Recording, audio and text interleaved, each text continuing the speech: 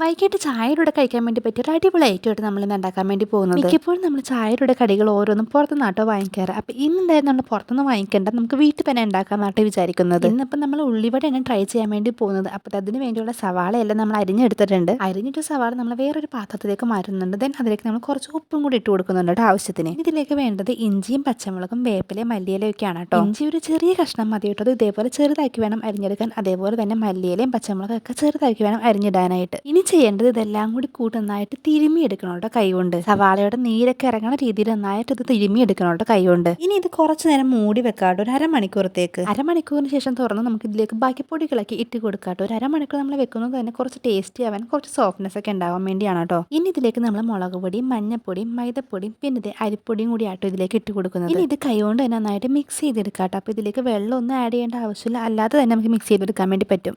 ഈ ഒരു പരുവത്തിലാണ് നമ്മളിത് മിക്സ് ചെയ്തെടുക്കുന്നത്. ഇനി നമുക്കത് ചട്ടിയിലേക്ക് കുറച്ച് വെളിച്ചെണ്ണ ഒഴിച്ച് കൊടുക്കാം. വെളിച്ചെണ്ണ നന്നായിട്ട് ചൂടായി കഴിയുമ്പോഴേക്കും നമ്മൾ ഇതേപോലെ തന്നെ ഓരോന്നായിട്ട് എടുത്ത് എണ്ണയിലേക്ക് ഇട്ട് കൊടുക്കുക. ദെൻ ഒരല്പം നേരം കഴിയുമ്പോഴത്തേക്കും ഇതേപോലെ തന്നെ നമുക്കത് മറിച്ചിടുകയും ചെയ്യണം കേട്ടോ. അങ്ങനെ രണ്ട് വശവും മുരിഞ്ഞതിന് ശേഷം നമുക്കിത് എണ്ണയിൽ നിന്ന് കോരിയെടുക്കാം. ഇതെല്ലാം എണ്ണയിൽ നിന്ന് കോരി മാറ്റിയതിന് ശേഷം നമുക്കിനി അടുത്ത സെറ്റും കൂടി എണ്ണയിലേക്ക് ഇട്ട് കൊടുക്കാം. ഈ ഉള്ളിവടയുടെ കൂടെ കുറച്ച് സോസും കൂടെ നമുക്ക് സൈഡിൽ ഒഴിച്ചെടുക്കാം. കാരണം സോസും ഈ ഉള്ളിവടയുടെ മുക്കി കഴിക്കുമ്പോൾ ഒരു അടിപൊളി ടേസ്റ്റ് ആണ് കേട്ടോ. അപ്പോൾ ഇത് ട്രൈ ചെയ്യാത്തവരുണ്ടെങ്കിൽ എന്തായാലും ഒന്ന് ട്രൈ ചെയ്ത് നോക്കണേ. നമുക്ക് പിന്നെ അടുത്ത വീഡിയോ ആയിട്ട് കാണാവേ.